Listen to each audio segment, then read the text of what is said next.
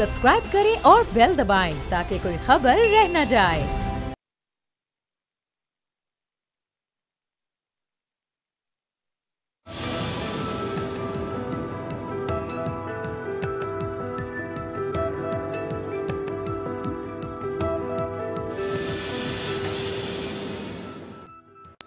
अस्सलाम वालेकुम व्यूअर्स, मैं हूं आपके साथ अमीर अब्बास और आप देख रहे हैं तब्दीली। इमरान खान की तब्दीली कहां खड़ी है, लेकिन पाकिस्तान की सियासत में तब्दीली बहुत जल्द देखने को मिलती है। दोस्त का यानी एक सियासी जमात जो माजी में किसी की हरीफ, वो हलीफ बन जाती है, हलीफ एक दूसरे के हरीफ बन रहे हैं। और इसी असना में आज NA 75 का ज़िमनी इलेक्शन जो कि दूसरी बार हो रहा है, इस इलेक्शन के ऊपर ज़्यादा नज़रें इसलिए जमी क्योंकि इससे पहले जब ये ज़िमनी इलेक्शन हुआ तो उसमें 20 पोलिंग स्टेशंस के 20 प्रिजाइडिंग अफसरान का गायब हो जाना, और गायब होने की वजह यह सामने आई कि धुंध इतनी पड़ी थी कि प्रिजाइडिंग अफसरान ना सिर्फ जिस्मानी तौर पर गायब हो गए बल्कि उनके साथ टेलीफोनिक जो राब्ता है वो भी गायब हो गया धुंध की वजह से। तो इस वजह से इस इलेक्शन पर नज़रें ज़्यादा गहरी थी। आगाज़ में मैं चाहूँगा नदीम अता गौरी, हमारे रिपोर्टर जो इस वक्त हल्के में मौजूद हैं, उनसे जानते हैं। नदीम, क्या सूरत हाल रही आज दिन भर? कोई शिकायत दोनों फरीकों में से किसी की ज्यादा शिकायत सामने आई? जी बहुत शुक्रिया अमीर भाई। हल्का के अंदर आज सुबह से ही यहाँ पर अमनो अमान की सूरत हाल बरकरार रही। कहीं पर भी अमनो अमान की बिगड़ती सूरत हाल हमने नहीं देखी। दोनों उम्मीदवारान के साथ हमारी जब बात हुई तो दोनों का यही कहना था कि रिजल्ट आने के बाद ही पता चलेगा कि क्या इलेक्शन शफाफ हुए हैं, क्या कोई धांधली या बेज़ाब्ती तो नजर नहीं आई। उसके बाद ही हम बताएंगे कि हम इस रिजल्ट को मानेंगे या नहीं मानेंगे। इसका मतलब तो यही निकलता है कि जिस उम्मीदवार का रिजल्ट उसके हक में आएगा वो तो इसको मानेगा और इस इलेक्शन को शफाफ करार देगा, लेकिन जिसके हक में रिजल्ट ना आया तो वो इस पर वो इल्जामात भी लगाएंगे एक दूसरे पर, और शफाफियत को भी यहाँ पर धुंधला करार दे दिया जाएगा। इसके साथ साथ मैं आपको यहाँ पर वोटर्स के हवाले से बताता चलूं कि सुबह के वक्त तो हमने वोटर्स काफी बड़ी तादाद में देखे। यहाँ पर इस हल्का के अंदर टोटल वोटर्स की तादाद 4,94,000 है, लेकिन पहले सुबह तो लाइनें लग गई। यहाँ पर बुजुर्ग वोटर्स भी आए, खवातीन वोटर्स भी, मर्द वोटर्स भी बड़ी तादाद में आए। लाइनें लग गई, लाइनों में लगकर अपनी बारी का इंतजार भी करते रहे, लेकिन उसके बाद जो ही वक्त गुजरता गया तो टर्न बिल्कुल कम नजर आया। सीधा लोग यहाँ पर नजर आए, हत्ता के पोलिंग का वक्त खत्म हो गया, बाहर कोई भी वोटर नहीं रखा। अगर कोई वोटर था तो वो पोलिंग स्टेशन के अंदर ही था। हर बंदे ने जो पोलिंग स्टेशन पहुंचा उसने अपना वोट अमनो अमान और अच्छा नदीम, आप समझते हैं कि कोई बड़ी बेज़ाब्तगी, कोई बड़ा मसला, झगड़ा, बलवा कुछ ऐसा देखने को नहीं मिला? मामूल के मामला जरूर रहे होंगे जो हर इलेक्शन में होते हैं। जी बिल्कुल, आपने बिल्कुल दुरुस्त फरमाया। यहाँ पर 19 फरवरी का जो इलेक्शन है उसको अगर वोट किया जाए तो वो इसीलिए कालतम करार दिया गया था कि बेज़ाब्तियां सामने आई, कत्तो गारत हुई, झगड़े हुए। राइट, बहुत शुक्रिया। नदीम गौरी हमारे साथ मौजूद थे डस्का से। प्रोग्राम शुरू करने से पहले 55 पोलिंग स्टेशंस का नतीजा जो बोल न्यूज़ के पास अनऑफिशियल रिजल्ट, उसके तहत PTI के 17,166 और PMLN के 14,555। तो 55 पोलिंग स्टेशंस में अब तक PTI लीड कर रही है। ये बिल्कुल नतीजा तब्दील हो सकता है अगले 1 घंटे में जब हम प्रोग्राम खत्म कर रहे होंगे। मेरे साथ जो चारों मोतबर शख्सियात मौजूद हैं, फैजुल्ला कमोका साहब, ऑनरेबल रुकने कौमी assembly Pakistan Tehreek Insaf, chairman standing committee भी हैं। सेनेटर बहरामंद तंगी साहब, पाकिस्तान पीपल्स पार्टी के ऑनरेबल मेंबर हमारे साथ मौजूद हैं। अली गौहर बलोच साहब, रुकने कौमी असम्बली हैं पाकिस्तान मुस्लिम लीग नवाज से। और अवामी नेशनल पार्टी के सीनियर मरकजी रहनुमा सेनेटर शाही सैयद साहब हमें कराची से ज्वाइन कर रहे हैं। शाही सैयद साहब, आपका भी बहुत शुक्रिया। अली गौहर बलोच साहब, सर आपसे आगाज़ करता हूँ, चूँकि आप ऑपोजिशन में हैं, आप आज कंटेस्ट कर रहे थे हुकूमत के मुकाबले में, कोई आपकी शिकायत आज को इन्होंने कोई नई धांधली वाली कोई किस्म ने ईजाद की हो, जो कि पहले आप लोग कह रहे थे कि पहले RTS बंद कर दिया था, फिर धुंध पड़ गई थी, तो इस दफ़ा मुतमईन है आप, ये कुछ हुआ ऐसा?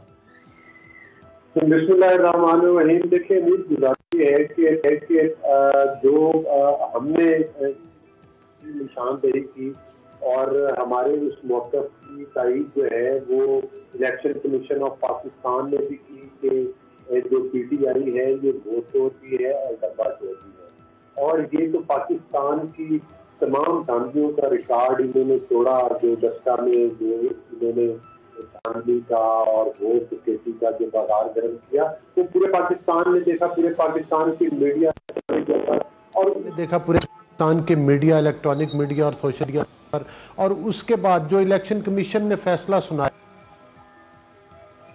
एक सर्टिफिकेट जारी किया, वो मैं समझता हूँ कि वो प्राइम मिनिस्टर के खिलाफ और चीफ मिनिस्टर के खिलाफ था कि ये लोग रजिस्टर्ड और सर्टिफाइड वोट चोर है।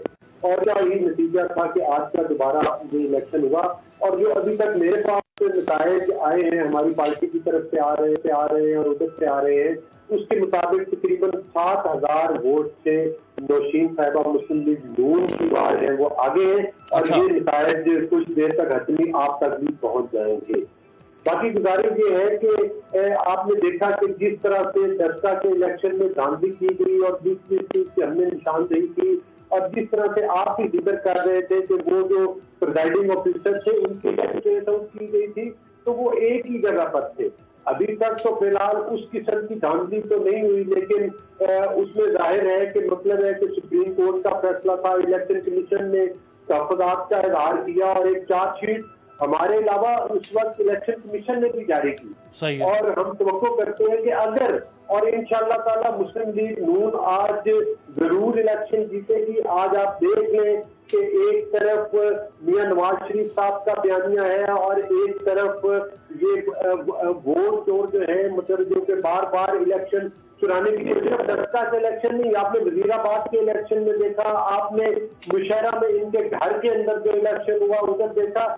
ये जो रेफरेंडम था, ये जो जिम्नी इलेक्शन थे, बिलखुसूस आज जो दस्ता का भी इलेक्शन है, ये पाकिस्तान की आवाम की तरफ से एक रेफरेंडम होगा और ये इंडोर्स करेगा हमारे इस मौक़िफ़ को भी जो 2018 में इन्होंने जो। अच्छा, अली गौर बलोच साहब, आप कह रहे हैं कि ये रेफरेंडम होगा, यानी एक इलेक्शन का नतीजा अगर रेफरेंडम है, तो अब कराची का जो जिम्नी इलेक्शन है 249, अगर वहां नून लीग हार जाती है तो फिर आप मानेंगे कि वो रेफरेंडम आपके खिलाफ भी आ गया? फिर देखिए, उसमें दीगर पार्टी भी हैं, ऑपोजिशन की पीपल्स पार्टी भी इलेक्शन कॉन्टेस्ट कर रही है। ये मैं पूरे जिम्नी इलेक्शन की बात कर रहा हूँ। सही है, कि जितने भी जिम्नी, बिल्कुल ठीक है। आप ये नहीं कह रहे कि अक्सरियत ही चूके, अक्सरियत ही, मैं बिल्कुल आपका नुक्ता समझ गया, मैं आगे उसको उठाऊंगा भी। सेनेटर बैरामन साहब, पीपल्स पार्टी साथ खड़ी हुई थी पीडीएम के, नवाज शरीफ साहब की पार्टी के, और जब मरियम साहबा ने पेश होना था नायब लाहौर के दफ्तर में, तो पीपल्स पार्टी ने साथ जाना था अपने जुलूस के साथ। तो ये आज के इलेक्शन में कोई खास पीपल्स पार्टी ने दिलचस्पी नहीं दिखाई है। आपको खुल के उनके साथ हमदर्दी का इजहार या अपने वोटर्स को कहना चाहिए था कि नून लीग को वोट दें।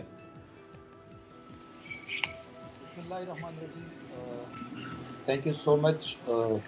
मैं आज के इलेक्शन में पाकिस्तान पीपल्स पार्टी को सपोर्ट करना और कम दिलचस्पी लेने की बात ज़रूर करूँगा, लेकिन पाकिस्तान पीपल्स पार्टी की लीडरशिप ने, चाहे वो मरियम बीबी की गिरफ्तारी, चाहे वो नवाज शरीफ की बीमारी का वक्त, चाहे वो तमाम ख़ानदान को जेलों में बंद करने की बात, मेरी लीडरशिप ने पार्लियामान के अंदर फ्लोर पे भी इसकी मजम्मत की थी और पार्लियामान से बाहर भी उसको मॉरल और पॉलिटिकल सपोर्ट देने की कोशिश की, इसलिए कि पाकिस्तान पीपल्स पार्टी कभी भी इस चीज़ पर यकीन नहीं रखती है कि सियासत दुश्मनी का दूसरा नाम है।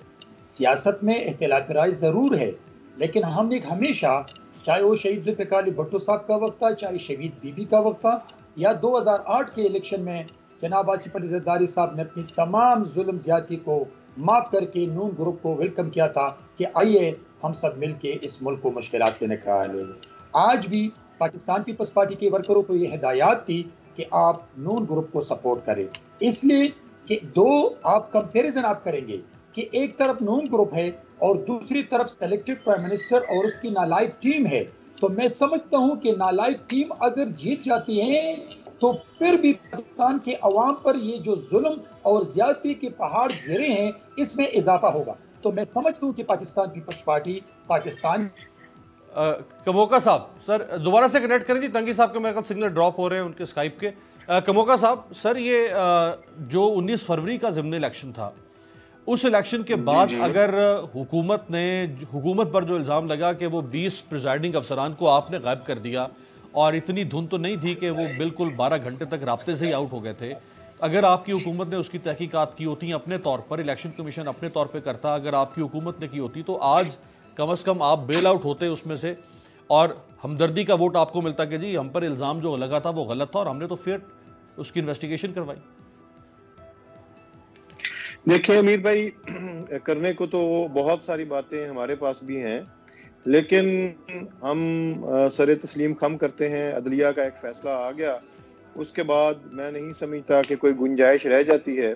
आज इलेक्शन हो रहा है, डस्का के लोग जो भी फैसला करेंगे इंशाल्लाह ताला हम उसको बिल्कुल मानेंगे, जो भी फैसला वहाँ से आता है। मेरे भी दोस्त जो बात कर रहे थे, तहरीक इंसाफ ने अगर धांधली करनी होती तो वजीराबाद की इलेक्शन में करती, धांधली करनी होती तो नौशहरा के इलेक्शन में करती।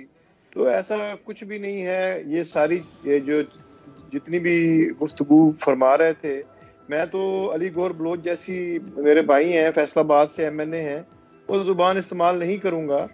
तो बाकी ये है कि ये ज़िमनी इलेक्शन जो है, कभी भी आप इसको ये नहीं कह सकते कि ये कोई रेफरेंडम है या कोई ऐसा मामला है। तो आपने ये देखना है कि इस हल्के से नून लीग ने पहले कितने वोट लिए। अब अगर PTI जीत जाती है तो ये बहुत बड़ी कामयाबी है, और अगर खुदा न खास्ता कुछ वोटों से हार भी जाती है तो देखें कि जो जनरल इलेक्शन था उसमें कितने वोटों का फर्क था और अब कितने वोटों का फर्क है। इवन ये जो पिछले 29 तारीख के इलेक्शन वो तो कमोका साहब वो तो देखिए 2.5 साल में, बल्कि 2.5 साल से भी कुछ ऊपर, पौने 3 साल में वोटर बड़े भी तो है ना।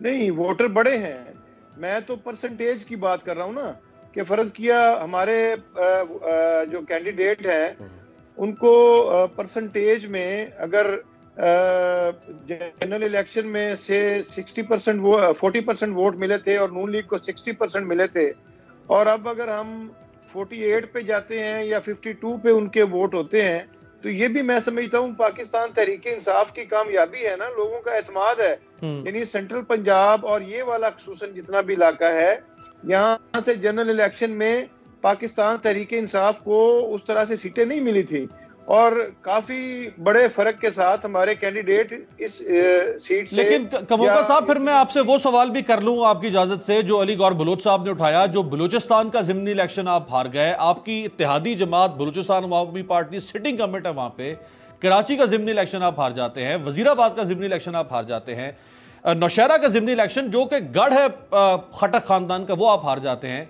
तो आप एक इलेक्शन जीते 9 ज़िमनी इलेक्शन में से, बाकी आप 8 हार गए, तो फिर ज्यादा तो राय अवामी आपके खिलाफ गई है ना। मैं आपको बताऊं, हर इलेक्शन की अपनी एक डायनामिक्स है, हर इलाके की अपनी एक डायनामिक्स है। अब जैसे आप नौशहरा के इलेक्शन की बात कर रहे हैं, उसमें आपको भी पता है बैकग्राउंड का कि वहां पे पाकिस्तान तहरीक इंसाफ के हारने की असल वजह क्या है। यानी वहां पे उस तरह से मुस्लिम लीग नून का वोट बैंक नहीं है, लेकिन चूंकि वहां पे हमारी अपनी पार्टी के अंदर कुछ मामलात ऐसे हो गए जिसकी वजह से एक निफाक का मामला बन गया वहां पे, तो जिसकी वजह से पाकिस्तान तहरीक इंसाफ को वहां से नुकसान उठाना पड़ा। तो जो बात है, हम सच बात करेंगे, हम किसी बात से कोई झूठ बोल के या कोई कह लें कि कवर करके बात करेंगे। अल्हम्दुलिल्लाह जो साल के अंदर पाकिस्तान तहरीक इंसाफ के दौर में इकोनॉमी की रिकवरी हुई है, आप इस वक्त फॉरेन एक्सचेंज रिजर्व्स को देख लें। यानी पिछली जो हमारी मौजूदा तारीख है उसमें इतने रिजर्व्स, यानी 21 अरब डॉलर से बढ़ गए हमारे रिजर्व्स। फिर आपकी एक्सपोर्ट्स बढ़ रही हैं, आपकी इंपोर्ट्स कम हो रही हैं। चले वो उस पे वो तंगी साहब सर पकड़ के बैठ गए, आपने इतनी कारकर्दगी बता दी है कि वो परेशान हो गए, हाथ जोड़ रहे। मैं जरा शाही सैयद साहब को शामिल कर लूं। होती साहब ने कुछ फरमाया जी, बिल्कुल उन्होंने कोई भरम लिहाज नहीं रखा पीडीएम का, जब उन्होंने कहा कि जी हम अलहदा हो रहे हैं पीडीएम से। क्यों अलहदा हो रहे हैं? ये एक चार्जशीट लगा दी है नून लीग पर और मौलाना साहब पर, दिखाएं जी। राइट जी, शाहिद सैयद साहब, एक होता है ऐसे ही गोल मोल अल्फाज में कह देना कि नहीं जी हमारी आपस में बन नहीं सकती, चल नहीं सकते, कुछ वजूहात हैं। आप लोग तो कह रहे हैं कि ये जाती मकासद के लिए नून लीग सारे काम कर रही है, आपका कंधा इस्तेमाल करके। मेरे पास साहब, सबसे पहले तो मैं आपका शुक्रिया अदा करता हूँ, देखने और सुनने वाले को सलाम देता हूँ। जिस तरह से हैदर खान ऊटी साहब ने साफ साफ बता दिया, तो मैं भी आपको इंशाल्लाह सच कहूँगा, सच के सिवा कुछ नहीं कहूँगा। ये एक हकीकत है कि पीडीएम बना किस मकसद के लिए था और उसका मोटिव क्या था। सबसे पहले तो 2018 के इलेक्शन को गलत करार करना, जाली करार करना, और फिर उसके पीछे 25 या 26 नुकात थे। उसमें आज़ाद अदलिया, आज़ाद पार्लियामेंट और पार्लियामेंट की बालादस्ती और वोट का एहतराम, और उसमें महंगाई, उसमें बेरोज़गारी, उसमें माशी तौर पे सारी चीज़ें शामिल थी। ये एजेंडे पे बना था। ये पीडीएम नहीं है कोई पार्टी, जम होकर पार्टी इत्तेहाद था। इत्तेहाद में हमेशा बड़ी पार्टी छोटी पार्टी सब इकट्ठा होते हैं और वो बराबरी की बुनियाद पे फिर फैसले करते हैं। अगर उसमें कुछ ऐसे हालात बन जाते हैं तो उस हालात के लिए भी रास्ता होता, और वो रास्ता था हमारा कि ये सरबराह इजलास बुलाते और उसमें हमसे बात करते, ना कि वो एक ज़ेली तंजीम समझ के चार्जशीट दे दे। चार्जशीट तो हमें अपने पार्टी के अंदर जिस पार्टी का आईन और मंशूर होता है उसके खिलाफ अगर कोई काम करे तो उसको चार्जशीट दिया जाता है। इस तरह से इत्तेहादों में चार्जशीट नहीं होता। सरबराह इजलास बुलाते और उनका अगर तहफ़्फ़ुज़ात था, यानी मैं समझता हूँ कि इलेक्शन अपना सेनेट के अपोजिशन लीडर के ऊपर जो उसके इख्तिलाफ था या नाराज़गी थी तो उसका हल था, और वो बात के साथ वो बात हल हो सकता है। क्यों बातें सब बातों से हल होती है। अगर वो बैठ जाते पूछ जाते तो हम उसको रीज़न बता देते। जिस वक्त ये फैसला हुआ था तो पाकिस्तान पीपल पार्टी का उस वक्त भी उस बंदे के ऊपर एतराज़ था उनका कि हमें ये बंदा नहीं, आप बंदा चेंज करो, कोई दूसरा दो। जी काम था हुक्मरान सरबराह का। सरबराह हमें उसके लिए एहतराम है, वो हम सबका सरबराह है और वैसे भी हम उसके एहतराम करते। मौलाना साहब को चाहिए था कि उस वक्त इस बात को उठा लेते, पाकिस्तान पीपल पार्टी को एतमाद में देते या मुस्लिम लीग नून को, और उस मसले को हल करते। लिहाजा वो चीज़ें नहीं हुई। जब चार्जशीट भी बात आ गई तो हम ये समझे कि ये तो हमें ऐसे जैसे ज़ीली तंजीम को ट्रेड कर रहा है। हम ये समझते हैं कि ये गलत तरीका था।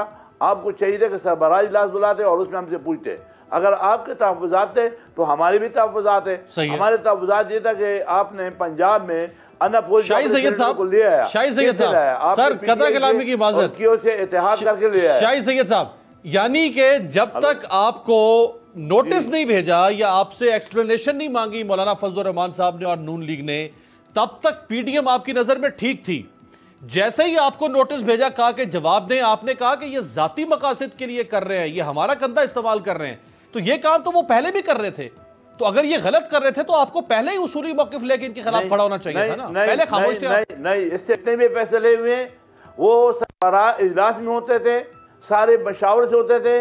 इसमें इख्तिलाफ राय तो जरूर आता था, इख्तिलाफ राय होता था, लेकिन बाद में वो सरबराह इजलास में वो चीज़ें सॉल्व हो जाती थी और मसले हल होते थे और सारी चीज़ें डिसाइड होती थी।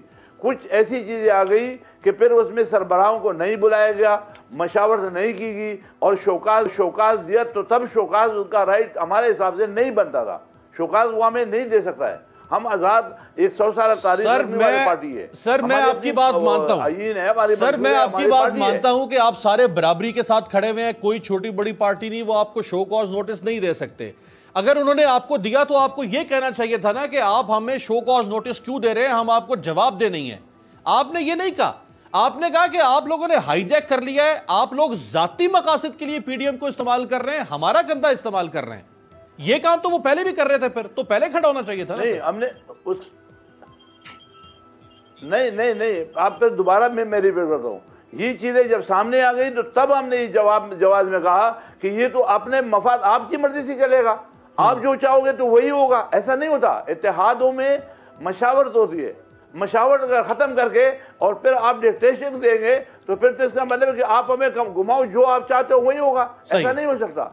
इत्तेहाद में एतमाद में लेना पड़ता है, बातें होती है। आप पाकिस्तान पीपल पार्टी से बात करते कि भाई आपने ऐसा क्यों किया, तो जब वो बजाय उसके आप शोकाज देते हो, ज़ीली तंजीम बनाते हो, तो हमने उसको कबूल नहीं किया। राइट। अली गौर बलोच साहब, ब्रेक से पहले जरा इस पे कमेंट कर दें आप। यानी चौधरी बन के इनको कमियों की तरह ट्रीट तो ना करें ना कि हमें जवाब दें, इनको लाइन हाजिर कर दें, कहें नाक से लकीरें खींचें। भाई वो आपकी बराबरी की पार्टी है, अगर शिकायत थी तो आप पीडीएम सरबराही इजलास में बैठ के उनसे बात करते, आपने उनको एक्सप्लेनेशन लेटर जारी कर दिया। जी देखिए अमीर, गुजारिश ये है कि जो इस वक्त सूरत है, मुस्लिम लीग नून ने पीडीएम में एक बड़ी पार्टी होने की हैसियत से हमेशा मियां नवाज शरीफ साहब ने बड़ी त्रासदी का मुजाहरा किया। आपने देखा कि यूसुफ रजा गिलानी साहब को पहले सेनेट का इलेक्शन कॉन्टेस्ट करवाया सेनेटर के लिए, और उस वक्त भी आपने देखा कि नून लीग कौमी असेंबली में सबसे बड़ी पार्टी थी, अपोजिशन की पार्टी थी। फिर उनको चेयरमैन सेनेट के लिए जो है वो नामजद किया, तो वो पीपल्स पार्टी के उम्मीदवार नहीं थे, उम्मीदवार के तौर पे बने। और उसके बाद अगर पीपल्स पार्टी को ये मतलब है कि ऑपोजिशन की भी सीट चाहिए होती तो हम देने के लिए तैयार हो जाते। अगर पीपल्स पार्टी ने हमसे कमिटमेंट अपनी पीडीएम के प्लेटफॉर्म पे ना की होती, और अगर फिर भी इनका दिल था कि वो सीट लेनी है, तो उसका एक इखलाकी तरीका था कि बैठते तो जहां आपको चेयरमैन सेनेट का उम्मीदवार बना दिया, जहां आपको सेनेटर के लिए उम्मीदवार बनाया, तो हम ऑपोजिशन लीडर तो उससे छोटी सीट थे, उसके लिए हमें क्या मसला हो सकता था। लेकिन हमारा मौक़िफ़ सिर्फ ये था कि चूंकि ये पीडीएम में जो फैसले हुए उस इत्तेहाद को, उस अकायद को कामयाब करने के लिए जरूरी है कि हम तमाम पार्टी उन फैसलों का एहतराम करें, और फैसलों का एहतराम करते हुए जो है वो उनको कामयाबी की तरफ बढ़े। लेकिन जब हमें थोड़ी सी उस बात पर हैरानगी हुई कि हुकूमती पार्टी की तरफ, अच्छा सर ठीक है, मान लिया सर ये बताएं, अगर ये जवाब नहीं देते, आपने इनसे वजाहत मांगी है, अगर ये आपकी वजाहत का जवाब नहीं देते, कहें जाए जो करना है हम आपके पाबंद नहीं है, तो ये दोनों माइनस आउट हो गए फिर आज से। देखें मैं अपना शाह साहब की बात का और शाही सैयद साहब की बात का मतलब है कि बिल्कुल एक बात का मैं एतराफ करता हूं कि हम तमाम पॉलिटिकल पार्टीज अलग मैनिफेस्टो पर इलेक्शन कॉन्टेस्ट कर आएंगे। हमने गिलगित के इलेक्शन में भी एक दूसरे के खिलाफ इलेक्शन कॉन्टेस्ट किए हैं। हमको एक दूसरे में अगर पीडीएम के प्लेटफॉर्म को लेके चलना है तो फिर हमें पीडीएम के प्लेटफॉर्म पे जो फैसले हुए हैं उनका एहतराम करना पड़ेगा। बिल्कुल ठीक है, एक ब्रेक लेते हैं, ब्रेक के बाद वापस आते हैं। जहांगीर तरीन साहब का मसला भी ये बड़ा सुलगता हुआ मसला बन गया है। पीडीएम से तो जान खुलासी होगी हुकूमत की, जहांगीर तरीन ना कहीं इनके गले पड़ जाए। ब्रेक के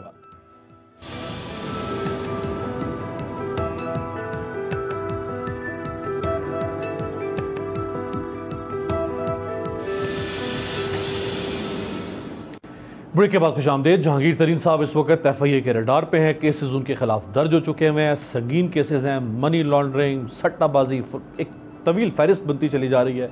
उनकी पेशियों पर पेशियां हो रही हैं, वो जमानतों पर जमानतें करवाए जा रहे हैं। और अब उन्होंने पीटीआई के पंजाब और कौमी असम्बली के अरकान को भी साथ मिला लिया है, और वो उनके साथ खुलकर हिमायत में सामने आ चुके हैं। दिखाएं जी कुछ अरकान ने क्या फरमाया। खान साहब, मैं आपसे अपील करता हूं कि आप सोचें, हम ब्लैकमेलर नहीं हैं, हम तरीके इंसाफ के हमदर्द लोग हैं। हम अपनी पार्टी के साथ 100% मुखलिस हैं, लेकिन जो लोग इस पार्टी को कमज़ोर करना चाहते हैं, हम चाहते हैं इंसाफ हो, और इंसाफ इंशाअल्लाह ताला हम लेके रहेंगे। खान साहब, हमें आप टाइम दें, हम गुजारिश कर रहे हैं आपसे कि हम आपके पास आएँ। आप हमारे बड़े हैं, आप हमारे कायद हैं, आप वज़ीर-ए-आज़म पाकिस्तान हैं, आपसे ना कहें तो किससे कहें, और हम सबके गिले शिकवे आपने सुने। राइट जी, फैजुल्लाह कमोगा साहब, बात तो ठीक है। अगर इसका मतलब है कि वज़ीर-ए-आज़म लोगों को नहीं बुला रहे हैं, वज़ीर-ए-आज़म लोगों की ग्रीवेंसेस को एड्रेस नहीं कर रहे हैं। जब वो एड्रेस नहीं करेंगे तो लोग पब्लिक में आके फटेंगे, फिर शिकायत करेंगे कि जी हमारी तो बात कोई नहीं सुनता। नहीं, ऐसी बात नहीं है। जब भी किसी मेंबर नेशनल असेंबली ने या पार्टी के किसी ओहदेदार ने या एमपीए ने इमरान खान से साहब से टाइम मांगा है, आप यकीन कीजिए कि नून लीग में जो हमारे दोस्त एमएनएज एमपीएस थे वो तो शिकवा करते थे, 3-3 साल उनको टाइम नहीं मिलता था। तो हमारे तो आप अगर जब भी वज़ीर-ए-आज़म साहब से टाइम मांगते हैं तो मैक्सिमम 1 हफ्ते के अंदर आपको कॉल आ जाती है कि आप आएं और आप वज़ीर-ए-आज़म साहब से आप आके बात करें, और खुल के बात होती है। ये आपका ज़ाती एक्सपीरियंस भी है? लगी, बिल्कुल मेरा ज़ाती एक्सपीरियंस है। मैं ईमानदारी के साथ बात कर रहा हूँ, कोई ऐसी बात नहीं है। यानी जितनी देखें, ये जितने भी लोगों ने भी बात की है, किसी ने भी इमरान खान की क़यादत से, उनके लीडर होने से, पाकिस्तान तहरीके इंसाफ को छोड़ने के हवाले से किसी दोस्त ने कोई बात नहीं की। वो तो अगले मरहले में करेंगे ना, ये तो पहला मरहला है, जरूर आगे करेंगे। कोई किसी मरहले पे भी नहीं करेंगे, और इंशाल्लाह ताला अगले चंद दिन में आपको चीजें जो है वो बेहतर होती भी नजर आएंगी इंशाल्लाह। तो जहांगीर तरीन साहब से कोई खतरा आपको महसूस नहीं हो रहा? नहीं, मेरे ख्याल में जहांगीर तरीन साहब पाकिस्तान तहरीके इंसाफ के लिए वो खुद भी ऐसा कुछ नहीं करेंगे, ये भी मैं आपको बताऊं। अच्छा, ये देख लें, अगर वो आपकी एटीएम यानी एटीएम ऑपोजिशन कहती थी मैं इसलिए इस्तेमाल करूं, अगर वो आपकी एटीएम बन सकते हैं, आपके ऊपर आपकी पार्टी पे पैसा खर्च कर सकते हैं, तो फिर वो उस पैसे के जरिए से कुछ और भी कर सकते हैं। सलाहियत तो है ना उनमें, उनकी सलाहियत का तो इनकार नहीं हो सकता। ये सारी इसमें इमरान खान साहब ने भी हमेशा जब भी बात हुई है, उन्होंने जो जहांगीर तरीन साहब की पाकिस्तान तहरीक इंसाफ के लिए खिदमात रही हैं, उन्होंने हमेशा उसका एतराफ़ किया है। ये एटीएम वाली बात गलत है। जो मेरी बसात औकात थी अपनी पार्टी के लिए, उस हवाले से मैंने अपनी पार्टी के लिए मेहनत की, वो चाहे पैसे के एतबार से थी, वक़्त के एतबार से थी, या जिस भी तरीके से मैं अपनी पार्टी के लिए काम कर सका मैंने किया। जहांगीर तरीन साहब ने भी इसी तरह पाकिस्तान तहरीक इंसाफ के लिए काम किया, उससे खान साहब भी इनकारी नहीं है। उन्होंने भी अपने इंटरव्यूज में कहा है कि वो मेरे बेहतरीन दोस्त रहे हैं। अब मसला जब किसी के कारोबार का आ जाता है, मसलन मैं अपना कोई ज़ाती कारोबार कर रहा हूँ और अगर उसमें मेरे ऊपर कुछ इल्ज़ामात लग जाते हैं तो उसको क्लियर करना मेरा काम है। वो वक़्त के साथ अभी कोई किसी भी अदालत ने जहांगीर तरीन साहब को मुजरिम डिक्लेयर नहीं किया, ठीक है, उनके ऊपर इल्ज़ामात लगे हैं, वो अपने ऊपर लगे इल्ज़ामात को फेस कर रहे हैं। अब जिन हमारे साथियों ने उनके साथ जाके इज़हार यकजहती किया है, वो उन्होंने खान साहब से अपील भी की है कि आप हमें सुने, तो मैं उम्मीद करता हूँ इंशाल्लाह ताला खान साहब उनकी बात भी सुनेंगे। अच्छा, और उनकी अपील तो है, लेकिन अपील जहांगीर तरीन साहब की भी है। मैं चाहूंगा जरा जहांगीर तरीन साहब की अपील भी सुनवाएं। वो ऑपोजिशन तो कहती ही है कि हमारे खिलाफ अनफेयर इन्वेस्टिगेशन हो, खुद जहांगीर तरीन कह रहे हैं कि मेरे खिलाफ फेयर इन्वेस्टिगेशन नहीं हो। जी सेनेटर बैरामन साहब, ये आपके हम ख्याल और लोग भी आ गए हैं माशाल्लाह, पीटीआई के अंदर से निकल रहे हैं लोग। देखिए अमीर अब्बास साहब, मैं दो बातें करूंगा। मेरे एक जो मेरे पीटीआई की भाई है उसने कहा था कि अभी भी जो जहांगीर तरीन के साथ गए हैं ये इमरान के साथी है। अगर ये इमरान के साथी होते तो ये जहांगीर तरीन के साथ न जाते, और जहांगीर तरीन के बारे में इमरान या उसकी टीम जो कुछ कह रहे कि ये चोर है, डाकू है, लुटेरा है, तो ये भी वही अल्फाज इस्तेमाल करते। ये जो साथी है इम्तियाज इमेनेज, उनको जहांगीर तरीन को मासूम और बेगुनाह समझते हैं और इमरान को ये कंसिडर करते हैं कि वो ज्यादती करे। तो ये इमरान के साथी अभी नहीं हैं, वो खुल के भी सामने आए हैं जहांगीर तरीन के साथ। लेकिन जहाँ तक जहांगीर तरीन का किरदार है, वो मैं आपको याद दिलाना चाहता हूँ कि इमरान ने हमेशा अपनी ही लोगों को कुर्बानी का बकरा बनाकर अपनी पर्सनल पॉपुलरिटी की कोशिश की है। एक दफा केपी में भी इसने अपने वजीर को जेल में बंद किया और उस पर अभी तक के साबित नहीं हुआ, और फिर वो जलसों में ये मिसाल देते थे कि मैंने अपनी वजीर को जेल में बंद किया था। इमरान की आदत यह है कि वो अपनी पर्सनल पॉपुलरिटी के लिए, चाहे वो मेरा साथी दो पे लग जाए, ये मेरी मुल्क की इज्जत दो पे लग जाए। आज तक as a prime minister selected साहब ने जिस मुल्क का दौरा किया है, वहां पे जो स्पीच किया है, उसने अपने मुल्क को करप्ट और पाकिस्तान की लीडरशिप को करप्ट डिक्लेयर करने की नाकाम कोशिश की है। नहीं, उन्होंने मुल्क को नहीं, वो आपकी लीडरशिप को करप्ट कहते हैं, मुल्क को नहीं। वो तो कहते हैं आप लोग बुरे हैं, बाकी को मसला नहीं है।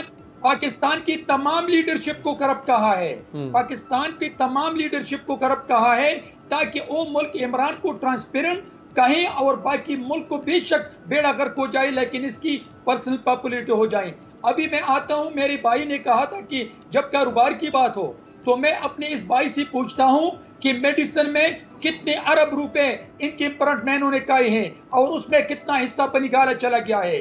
गंदम में, आटे में, चीनी में, मास्क में, वैक्सीनेशन में, ये मुझे बताएं वो कौन कौन सा माफिया है जिससे पूरा हिस्सा बनिगाला इमरान के हिस्से में जाते हैं। और अगर ये समझते हैं तो फिर इमरान अपनी बहनों से क्यों शुरू नहीं करते हैं, जिनके बगैर कारोबार के अरबों रुपए की जायदाद इस वक्त अमेरिका और दुबई में है, वहां से शुरू क्यों नहीं करते हैं। लेकिन तंगीर साहब, वो उनकी बहनें जो है वो पब्लिक ऑफिस होल्डर तो कभी नहीं रही ना भाई। पब्लिक ऑफिस होल्डर तो आज परस कर नैब जो बिजनेस कम्युनिटी को तंग करते हैं, बिजनेस कम्युनिटी को बुलाते हैं, आज जो नैब जो चोर है उन पे हाथ डालते हैं। ये मुझे बताएं कि क्या जो आप रखते हैं और फिर आप करप्शन करें तो आप पाकिस्तान को लूटते हैं? क्या आप ये जो इनकी बहनें हैं, ये इमरान की बहनें नहीं है, ये प्राइम मिनिस्टर की बहनें नहीं है, ये मुझे बताएं। और एक दिन हमने इमरान को ये भी याद दिलाया था कि सुप्रीम कोर्ट ने जहांगीर तरीन को चोर और करप्ट डिक्लेयर किया है, आप इसको प्राइम मिनिस्टर हाउस में बिठा के मीटिंग प्रिजाइड करने की क्यों दावत देते हैं, क्यों इजाजत देते हैं? हमने उस वक्त भी कहा था, और आज भी हम कह रहे हैं। तंगी साहब, जहांगीर तरीन साहब जो है वो तो जहांगीर तरीन साहब तो टास्क फोर्सेस में बैठते थे, टास्क फोर्सेस की मीटिंग अटेंड करते थे, वो सारे मामला देख रहे थे। आप सही फरमा रहे हैं। शाही सैयद साहब, अब ये एक सवाल ये है शाही सैयद साहब, यही तो कह रहा हूं, लेकिन जहांगीर तरीन साहब के पास को 20% के करीब शेयर है मुल्क की कुल चीनी की पैदावार का, जो उनके 3 यूनिट्स प्रोड्यूस करते हैं, को 20% के करीब। जब स्कैंडल आया तो सारी ऑपोजिशन कहती थी कि जहांगीर तरीन को पकड़ो, क्यों नहीं पकड़ रहे हो? अब जब जहांगीर तरीन के खिलाफ केस चला है तो सारी ऑपोजिशन कहती है कि भाई ये तो बड़ा गलत काम कर रहे हैं, ये तो नहीं होना चाहिए था, ये तो अब विक्टिमाइज कर रहा है। नहीं नहीं नहीं नहीं, हमने कभी भी नहीं कहा। हम ये कह रहे हैं कि इमरान साहब आप अपनी बहनों को भी शुरू करें, आप हसनुल बख्तियार से भी शुरू करें, आप कियानी से भी शुरू करें, आपके गंदम स्कैंडल, आपके आटा स्कैंडल, आपकी मेडिसिन स्कैंडल, आपकी वैक्सीनेशन स्कैंडल, जितनी लोग आपसे बैठे हैं सबके ऊपर सबको गिरफ्तार कर ले। हमने ये नहीं कहा कि जहांगीर तरीन को मत पकड़े, हम ये कह रहे हैं कि आपके कैबिनेट में जितने भी चोर बैठे हैं उन पे केस क्यों नहीं चलाते हैं? अब ये आपके दोस्त का पीपल्स पार्टी वाले अब क्या कर सकते हैं? वैसे भी आप 2 पार्टियां मजलूम हो गई पीडीएम में, अब मैं आप कुछ कह भी नहीं सकता। शाहिद सैयद साहब,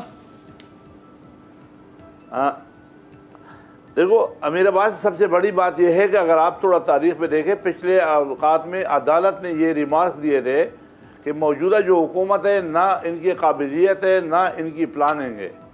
ये चीज़ें अदालतों के रिमार्क्स में आए थे, कमेंट्स आए थे।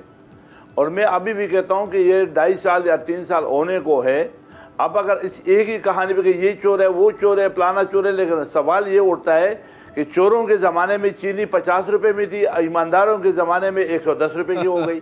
सही है। अब जो बिजली का हिसाब करे, वो चोर जो थे उसमें तो बिजली का रेट अलग था, और आज जब देखे उस वक्त बोला कि भाई हमने बिलें नहीं बननी है, बिलें करनी है, बड़ा जुल्म हुआ है। अब आज वो जो खुद कर रहा है, जो मुल्क की माशी, जब ये लोग तारीफ़ें करते हैं तो हमें हंसी भी आ जाती कि भाई मुल्क बड़ा अच्छा।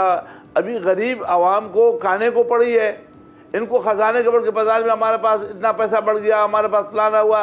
अब आप मुझे बताओ कि जो नौकर पेशा लोग हैं, ख़ासकर वो लोग जो सैलरी वाले हैं या दिहाड़ी मारे, उनका इस तनख्वाह में या 15,000 या 20,000 रुपये महीने में जो बिजली का बिल आ रहा है, वो बिल भरे या बच्चों का फीस भरे या खाना खाए।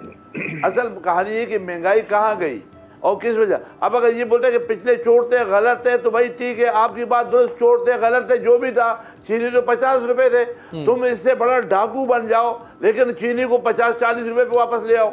आप मुल्क को लूटो, जो करने कर दे, लेकिन हमें तो कुछ दो, खाने को तो कुछ मिले, भूखे से तो लोग ना मरे। और ये मशवरा क्यों दे रहे हैं आप कि वो बातें तो बड़ी अच्छी है, ये मशवरा ना देने कि लूटें और सस्ता कर दें, वो तो बड़ा आसान काम है, शुरू हो जाएगा अभी से। भाई नहीं लूटने पे ये लूट रहे हैं, लेकिन सिर्फ ये कि मौजूदा वक्त का इंतजार करो, जब इसकी कहानी खुलेगी वो आपका 100 सफात का होगा। अच्छा, ये बड़ी आपने अहम बात की है। मैं नुक्ते पे एक ब्रेक लेता हूँ, ब्रेक के बाद मैं आपसे शुरू करूंगा और एक मुवाजना भी आपको ब्रेक के बाद दिखाना, बड़ा दिलचस्प। लेकिन शाहिद सैयद साहब ने जो कहा ना कि इनका भी एहतसाब होगा, ब्रेक के बाद पूछेंगे कि क्या वैसे ही होगा जैसे नून लीग पीपल्स पार्टी दूसरे का करते थे।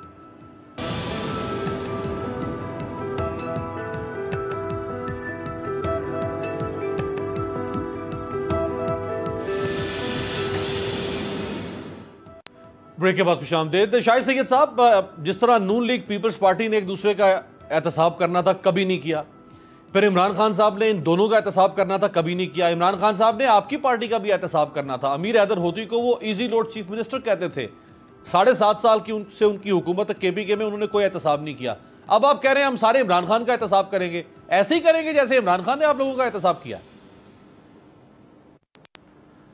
अमीर अब्बास, सबसे पहले मैं आपको ये कहता हूँ, जो मेरी सोच के मुताबिक आज तक पाकिस्तान में एहतसाब कभी भी नहीं हुआ। एहतसाब जब भी हुआ इंतकाम के लिए हुआ। चाहे पीपल पार्टी ने किया तो नून का, और नून ने किया तो पीपल पार्टी का किया। इंतकाम के लिए एहतसाब हुआ है, एहतसाब के मुल्क के मफाद के लिए नहीं हुआ। यही तो हम चाहते हैं कि अक्रॉस द बोर्ड एहतसाब करें। सबसे पहले हम इसे सियासतदानों से शुरू करें, मगर एहतसाब फिर सबका करें। बदकिस्मती से हुआ नहीं है। हम इसलिए बार बार ये कहते हैं कि इस वक्त जो लोगों की गुर्बत है, जो लोगों को परेशानी है, जो तनख्वाहदार तबका पिस रहा है, जो रोज़गार नहीं है, तो मैं समझता हूँ कि हरे बाग टीवी पे दिखाना फजूल चीज़ है। हकीकत भी आ जाए कि उन चोरों के ज़माने में, हालांकि चोर थे यानी सर्टिफिकेट किसी के बाद नहीं कोई चोर थे, लेकिन इससे बोला कोई चोर है, वो चोर तो 50 रुपये में चीनी दे रहे थे ना। आप तो ईमानदार है, आप तो परिष्ठ है, आपने तो कभी झूठ नहीं बोला, आपने तो कभी गलत काम ही नहीं किया। बुनियादी चीज़ ये कि ये यूटर्न का मास्टर है, ये अपने पर्सनल लाइफ में यूटर्न लेने का आदी है, ये प्राइवेट लाइफ में भी यूटर्न का मास्टर है, ये मुल्क को भी यूटर्नों पे चला रहा है। ये सुबह दोपहर रात को शाम के डॉक्टर की दवाई की तरह 3 टाइम बदलता रहता है। ये अपने कमिटमेंट पे आ जाए, अपनी बात पे आ जाए। जो बातें इसने खुद कही है, 350 डैम कहाँ बने हुए, वो दरख्त कहाँ लगे हुए हैं, आपके पेशावर BRT का क्या हाल है, आपकी जिस तरह से तंगी साहब जो बात कर रहे हैं सही कह रहे हैं ना कि एक सिलाई मशीन वाली औरत वो 60 अरब रुपए का न्यू जर्सी में प्रॉपर्टियाँ कैसे बना रही है। आप दूसरों का एहतसाब, जब तक एहतसाब अपने घर से शुरू न करोगे, किसी और का क्या एहतसाब करोगे। आप एहतसाब कर ही नहीं सकते हो। अगर एहतसाब होगा तो आपको तो प्राइम मिनिस्टर बन ही नहीं सकते थे। आपको आए भी ऐसे हो और जाओगे भी ऐसे। अच्छा। इसके साथ जो राइट पे देखो चीनी चोर है, लेफ्ट पे देखो तो आटा चोर है, अगर ऊपर देखो तो तेल चोर है। अपनी हुकूमत के दौरान तेल के बारे में आप देखो, आपने हुकूमत मौजूद है, हुकूमत अभी हुकूमत गई नहीं है, एहतसाब नहीं हुआ, खुद ही अपने मिनिस्टरों को एहतसाब। इसका मतलब आपने जो मिनिस्टर सेलेक्ट किया था पेट्रोल के लिए, उसके खिलाफ आपने वो कार्रवाई की। हाफिज शेख को आपने सेनेट का इलेक्शन लड़वाया, इस्लामाबाद से पूरा दुनिया को दिखाया, और एक हफ्ते बाद आपने बोला कि भाई नाअहल हटा दो। राइट। यही तरीन था कि आपके लिए परिश्ता बना हुआ था, आप उसकी जहाजों को इस्तेमाल कर रहे थे। आपने सब कुछ कर करा के ये के इलेक्ट्रिक वाले जो कराची में के इलेक्ट्रिक वाली कहानी है, वो बंदा 70% इसको पैसा इसका खर्चा बर्दाश्त किया हुआ है। अरबों करबों वाले लोगों को रख करके तुम तो यहाँ पे पहुंचे हो, अब उनको तुम चोर कहते हो। तो ये चोर तो तुम्हारे साथ इलेक्शन से पहले भी थे, तो आपने क्यों नहीं किया। कमोका साहब, अब जो जहांगीर तरीन के साथ कर रहे हैं, इसलिए हम कहते हैं कि गलत करें कि अकेले जहांगीर तरीन नहीं है। आपने और तंगे साहब ने कमोका साहब को बिल्कुल कॉर्नर कर दिया। मैं चाहूंगा कमोका साहब रिस्पॉन्ड करते हैं। सर ये लंबी चार्जशीट लग गई है।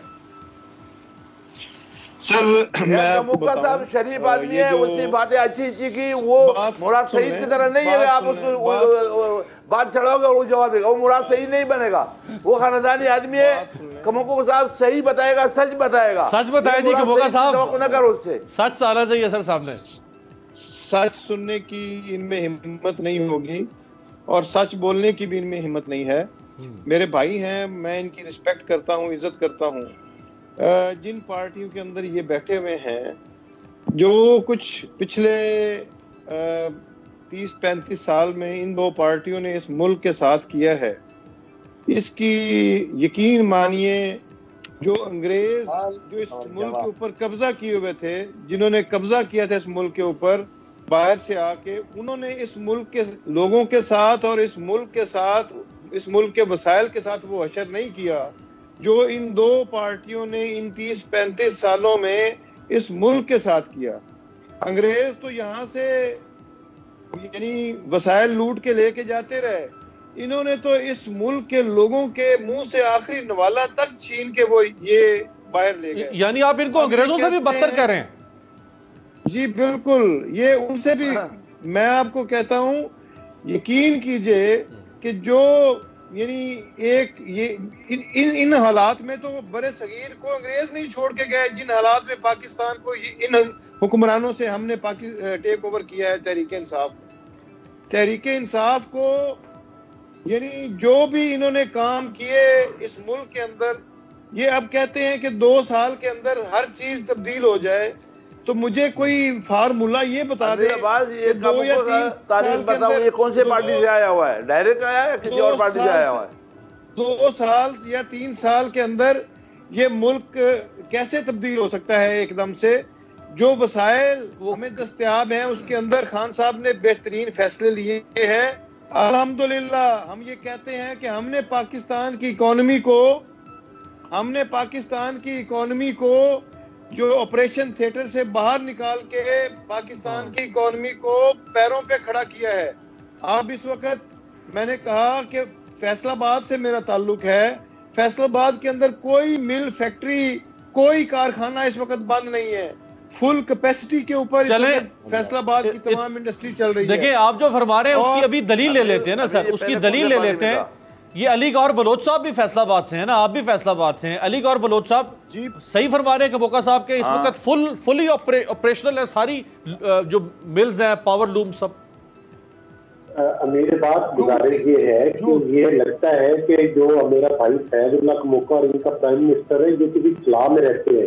अगर जमीन पे रहते होते तो इनको नजर आता, जिस तरह से कि अमीर अब्बास को भी नजर आता है कि पाकिस्तान के अवाम का क्या हाल हो गया।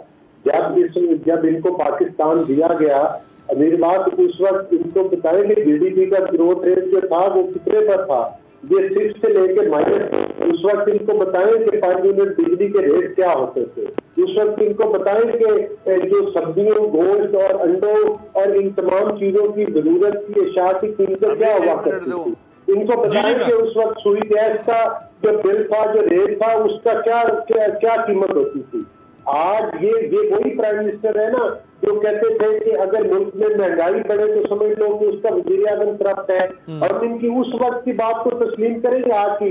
ये तो कहते थे कि मैं वजीर आज़म हाउस में यूनिवर्सिटी बना दूंगा, ये तो कहते थे मैं गवर्नर हाउस की दीवारों के ऊपर बिल्डोजर चला दूंगा, पता नहीं लाख घर बना दूंगा और कितने करोड़ पता नहीं वो नौकरियां दे दूंगा। 1 करोड़ नौकरियां, 50 लाख घर सर, 50 लाख घर। तो ये बताएं कि वो मतलब है कि इन्होंने जिस बुरी तरह से पाकिस्तान का बेड़ा गर्क किया, और आज इनकी काबीना देख ले कि वो काबीना साफ लीग के वज़रा जो लोग जिसमें पीपल्स पार्टी का और मजाक वाली बात ये है कि जिसके जमीन आसमान के कलाबे मिला रहे थे, जब ये तारीफ करते थे हफीज शेख साहब की और उसको मिनिस्टर बनाया और सेनेट का, जब उनको रफू चक्कर किया तो पता भी नहीं चला। ये सुबह कुछ दोपहर कुछ, कभी कोई होश में आके फैसला करे तो इनको पता चले। इसीलिए तो वो यू टर्न कहा है वो शाही सैयद साहब ने। और ये अमीर अब्बास ये बुखला गए हैं कि इनकी वोट चोरी पकड़ी गई है। अच्छा, मैं जरा ये तंगी साहब से मैं एक सवाल कर लूं जरा। तंगी साहब, ये जो कबोका साहब ने फरमाया कि आपकी हुकूमत और नवाज शरीफ साहब की हुकूमत बिल्कुल मईशत का बेड़ा गर्क कर गई थी, मुल्क ऑपरेशन थिएटर में था, जो बातें आज ये आपके खिलाफ कर रहे हैं और नून लीग के, यही बातें जब नून लीग 2013 में आई थी वो पीपल्स पार्टी के बारे में कहा करती थी कि आसिफ जरदारी मुल्क को ऑपरेशन थिएटर में फेंक कर गया है, हम इसको ऑक्सीजन लगा के जिंदा कर रहे हैं। देखिए अमीर अब्बास साहब, मैं आपको नवाज शरीफ की पार्टी और मैं उस पर बात नहीं करूंगा, लेकिन मैं प्रेजेंटली जो पीटीआई के साथी है उस पर बात करता हूं। इमरान ने ये कहा था कि जो प्राइम मिनिस्टर में अपने मैनिफेस्टो पे अमल नहीं करते हैं वो कठपुतली होता है, जिस हुकूमत में महंगाई ज्यादा होती है वो वज़ीर-ए-आज़म चोर होता है, बिल्कुल कहा। जिस हुकूमत में डॉलर की कीमत ज्यादा और पैसे की कीमत कम होती है वो हुकूमत और वज़ीर-ए-आज़म चोर होता है। इसने ये कहा था कि अगर मेरे खिलाफ 10 बंदे खड़े होकर गो इमरान गो का नारा लगाएं तो मैं चला जाऊंगा। आज कॉलेजेस में, आज यूनिवर्सिटीज में, आप पार्लियामान के अंदर, आज पार्लियामान के बाहर, आज मार्केट में, आज जहाज में, आज गाड़ी में गो इमरान गो के नारे लगते हैं। तो मैं अपने भाई से पूछता हूं कि आपका जीडीपी ग्रोथ कहां से कहां तक चला गया, आपकी जो इन्फ्लेशन है वो कहां से कहां पे पहुंच गया है। आज का जीडीपी ग्रोथ बांग्लादेश और अफगानिस्तान से भी नीचे चला गया, और आप कहते हैं कि कंट्रोल क्या है। लास्ट 10 सेकंड आप दे दें जवाब, बिल्कुल वक्त खत्म हो गया। मैं आपके लिए सर अमीर अब्बास, आप माशाल्लाह सारी चीजों को समझते हैं। अमीर अब्बास, पेंडेमिक के अंदर ये जो हमें बात बता रहे हैं बहरामंद तंगी साहब, पूरी दुनिया की इकोनॉमीज का क्या हाल है, और अल्हम्दुलिल्लाह पाकिस्तान की इकोनॉमी इस वक्त जो है पाकिस्तान की, मैं 3 महीनों में पाकिस्तान को ठीक करूंगा, और हमने कहा था कि खुदा का खौफ करे, आप 3 महीने की नहीं, आप 5 साल आप बताएं कि 3 महीने में। मुझे 9 बजे पे जाना है, आज इलेक्शन की भी गर्मा गर्मी, उसकी अपडेट्स भी आपको आप तक पहुंचानी है बोल न्यूज के जरिए से। बहुत बहुत शुक्रिया चारों मेहमानों का, आपसे मुलाकात होगी कल।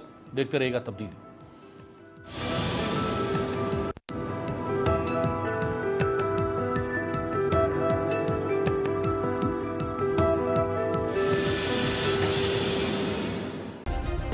सब्सक्राइब करें और बेल दबाएं ताकि कोई खबर रह न जाए।